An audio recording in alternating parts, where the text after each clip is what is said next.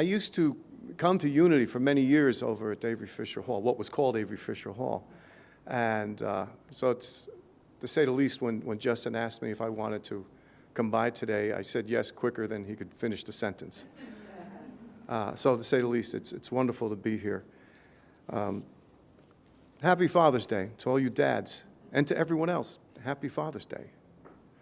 Today, I'm going to look a little deeper into the spirituality of the Mother-Father that dwells within us all, each and every one of us. There's two principles that I keep in the front burner, which help me a lot in practicing these teachings. And that's, first, everything is God consciousness. And second, there is no separation. Everything is one. And the more I meditate on this and the more I accept this, it just continues to astound me how true this is.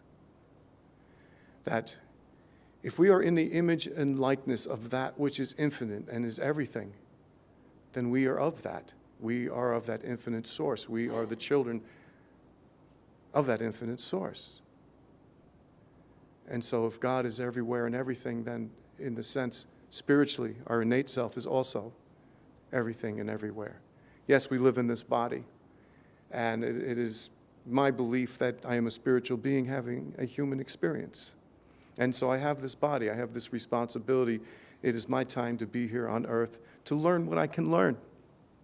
But I am this innate spiritual being, having this experience, as I believe each and every one of us are. In the sense of the father and the mother, to look a little bit into Sri Yogananda from his book, Man's Eternal Quest, which I've become more aware of him through Justin. I've had some wonderful conversations on Yogananda. And Yogananda says that of God, the mother part is of the Christ. It is the creative love that comes forth. And of the Father, it is the wisdom that is there, expressing the idea, that principle. But on this plane of the innate self, we are the mother-father. We are the wisdom, and we are that Christ in expression as that love source of creativity. It is ours to express, to shape, to design, to give our own signature to. We've been given permission. That's what we're supposed to be doing. This is what I believe. A very powerful statement by Dr. Irvin Seal, who I'm pretty familiar with. He had his day here in the city many years ago, before Emmett Fox even. But he's the founder of Quimby Church, which is the church I'm a part of, so that's why I'm kind of still pretty familiar with him. But he says, the power is not in the conditions, but in the mood you allow them to produce in your consciousness. So again, the power is not in the conditions, but it's in the mood we allow and how we allow them to produce in our consciousness. And we've been given this authority to function this way, whether it's positive or whether it's negative. I'm in charge. I'm in charge of these thoughts. I'm in charge of the emotions that I attach to every single thought. And the more I become aware of that, I realize that is quite a position to hold, to have that, to take charge of that. I had a student recently who was talking in regards to the idea of the law of expression, the law of attraction, and she was saying, when I work that, I work it really well. But I said, you know, you're always working it, and sometimes you're working it really well. It doesn't go away. It's a part of us, like breathing. I don't sometimes work breathing really well, and sometimes I don't do it. You know, sometimes I get caught up just inhaling, and I don't spend my time exhaling. It just doesn't happen. There's a law here at work. You know, and it's the same way with these principles. Of the spiritual self, these principles are always at work through me. And so sometimes I'm working them well, sometimes like fantastic, sometimes not too good, and sometimes making a bit of a mess. You know, the thing I love about these teachings, and getting up every day to practice them, is I catch myself a lot more at making that mess. So there's a lot less of that going on. But I'm going to be honest with you, I'm not free from it yet. But it happens. But it's a lot easier to clean up when I catch it at a much earlier state. But I realize that I am in charge. I am practicing how I'm going to react to this day and everything that goes on about it. That is my decision. And no matter what influences come my way after all said and done, it's me who decides. And I can't put that on anyone else. I cannot.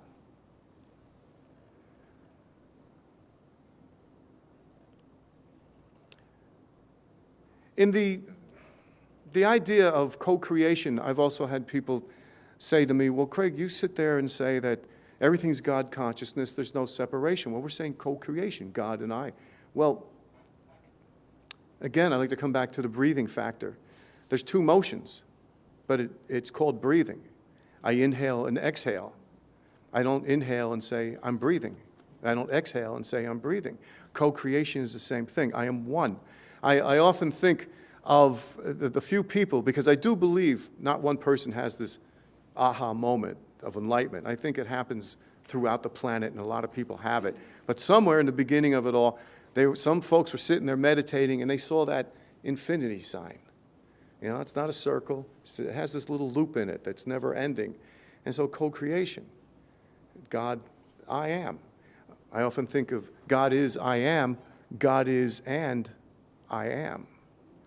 I'm in co-creation. I'm inhaling, I'm exhaling. I'm giving, I'm receiving. There's night, there's day. There's discipline, there's gentleness. The mother, father, discipline, gentleness.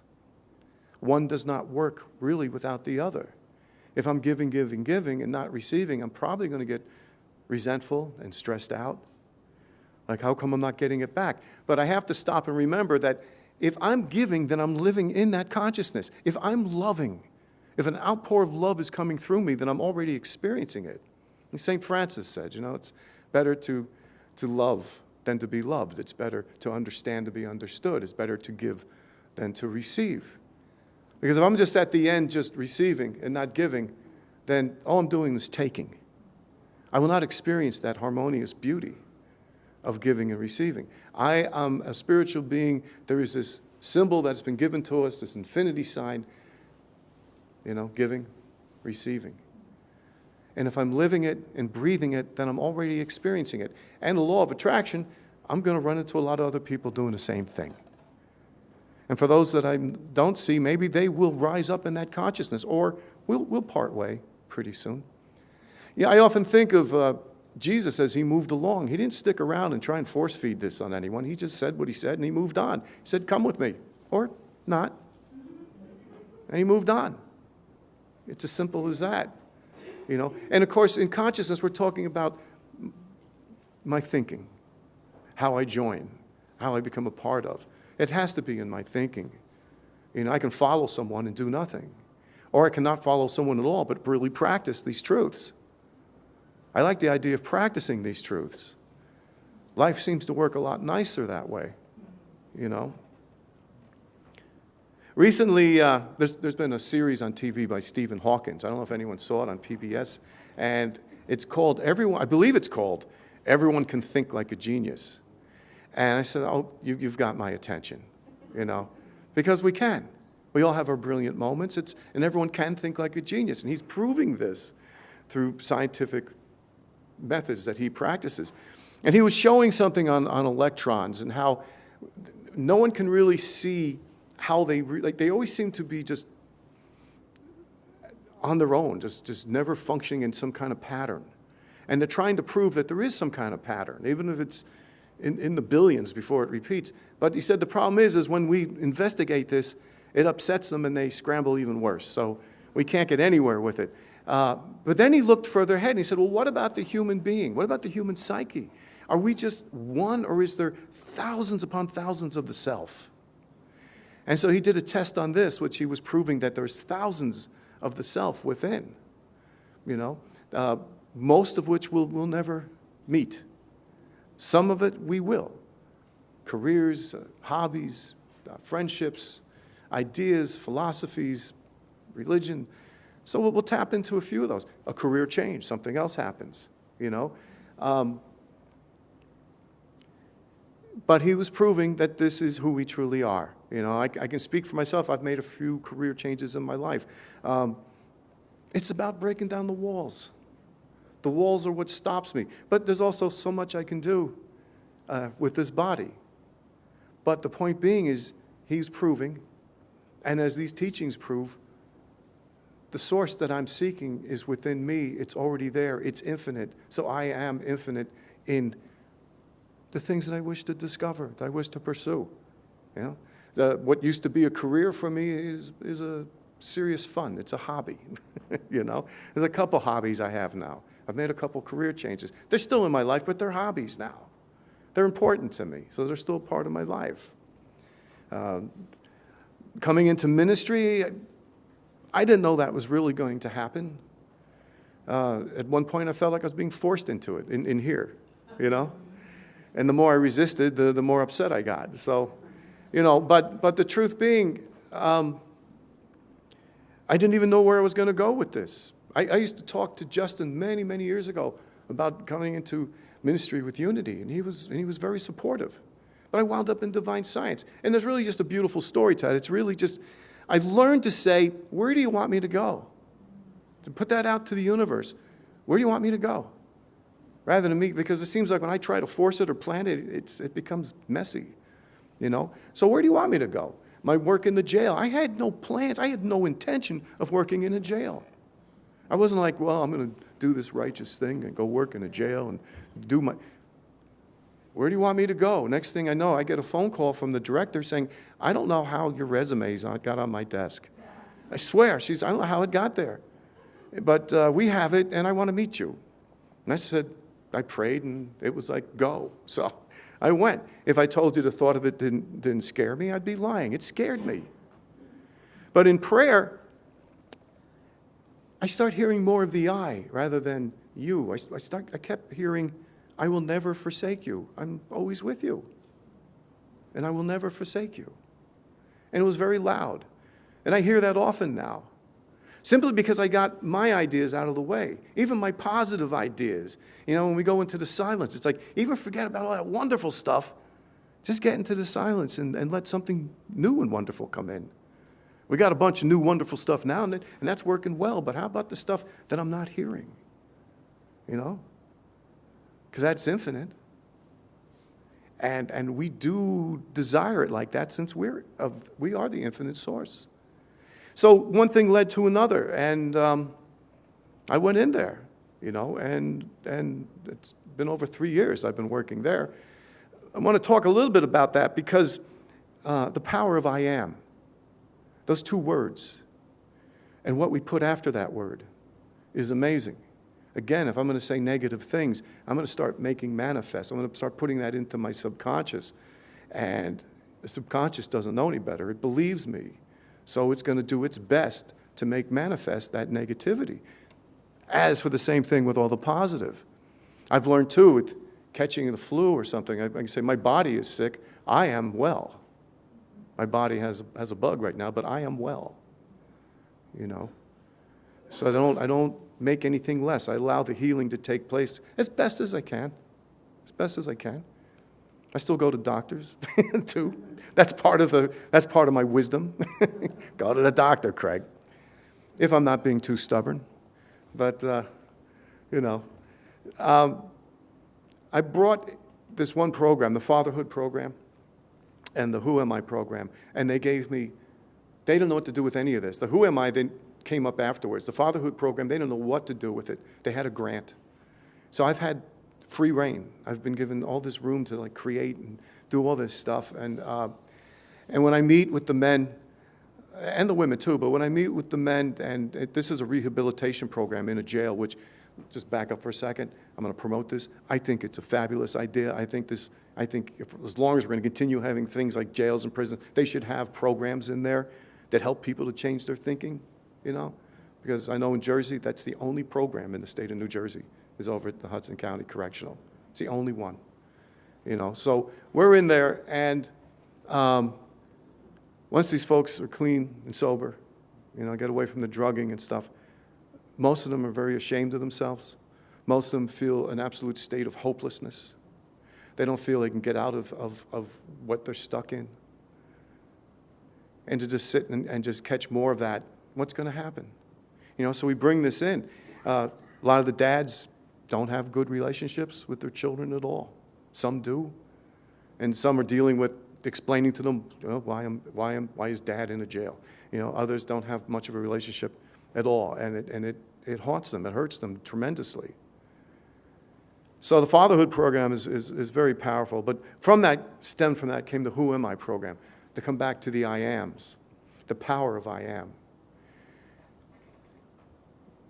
They talk about taking the Lord's name in vain. Well, really what that means is when I'm saying I am and putting something there that doesn't work, like negativity, that's taking something in vain. It's in vain because it won't work.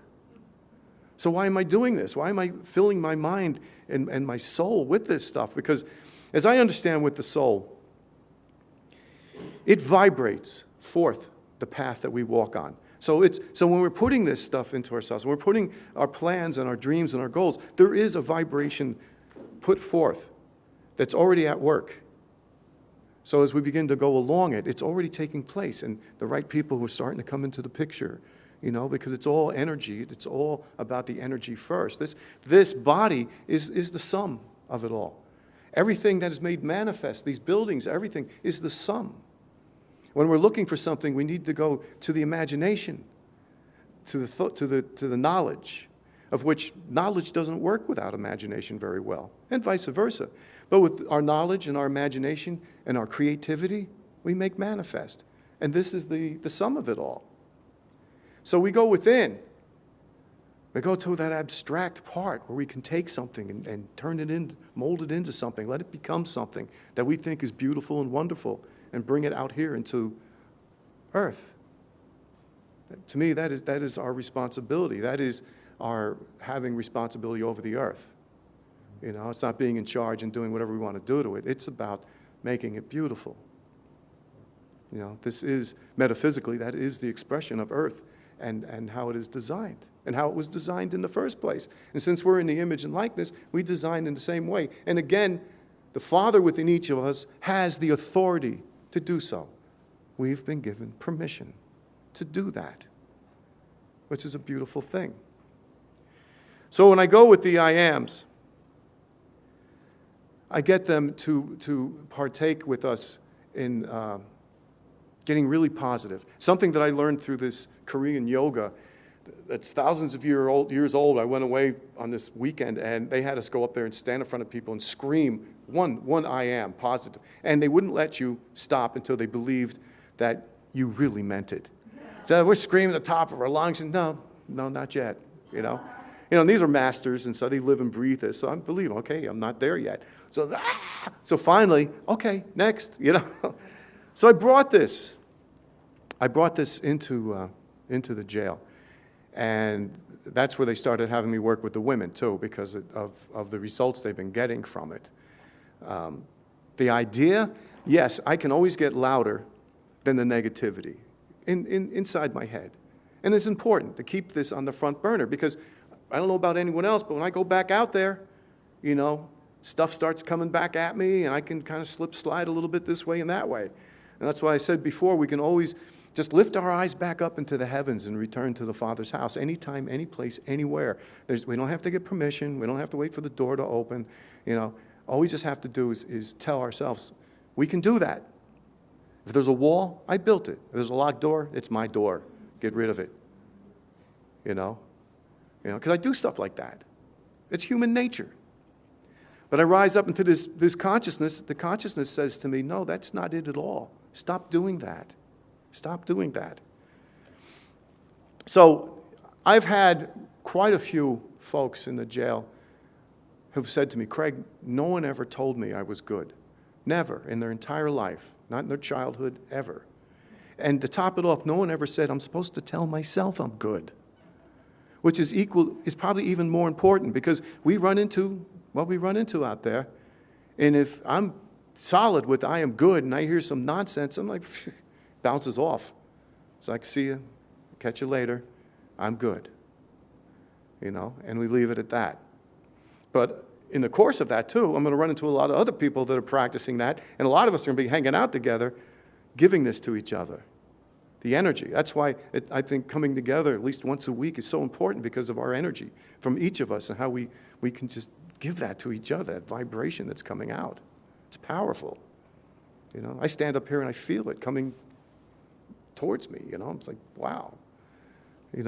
Let's just go into silence again. It's just, But, and sometimes I run into them, and I've had the privilege of working with a few of them outside once they get out of the jail, and to see lives turned around, folks that have just known nothing but jail. Some of them have known nothing but jails and prisons since they were like 18. And they've stopped it. And I've had several of them say the same thing. They said, Craig, jail or prison, that's just a place where I have to serve time. The real prison, I said, that was in here, And I tell them, I said, yeah, and you made manifest.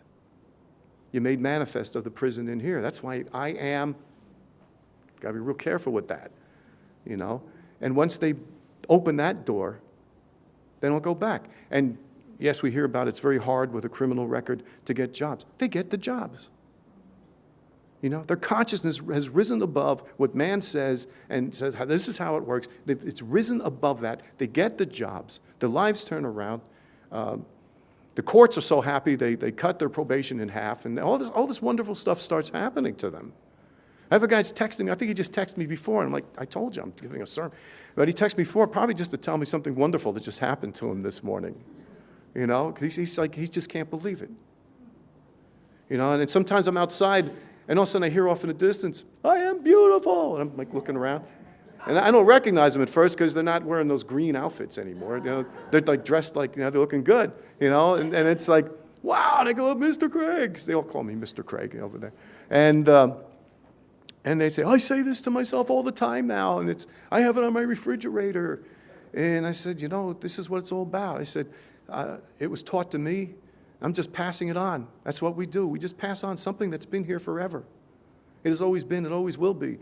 And we just pass it on to each other. Really, that's what it's all about. Which leads me to what I want to do here at the end with these I ams. I do this in the jail with the men and women. I want to do it with you. And I'm going to ask everyone to stand. If you could stand up. I'm going to scream these out, and I want you to scream them back, or feel free to be as loud as you want. And here we go.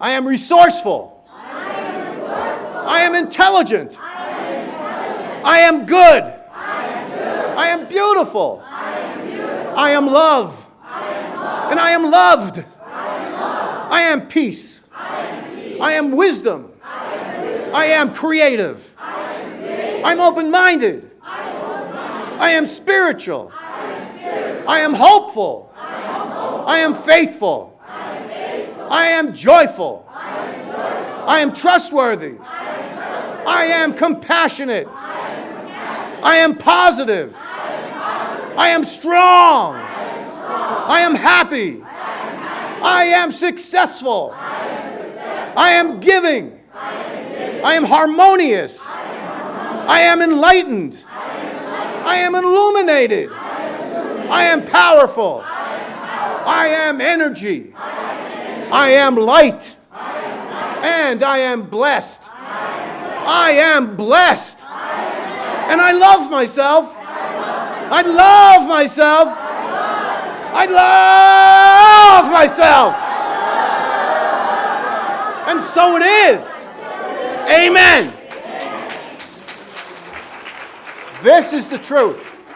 This is who we are. This is the absolute truth. And we should scream it out.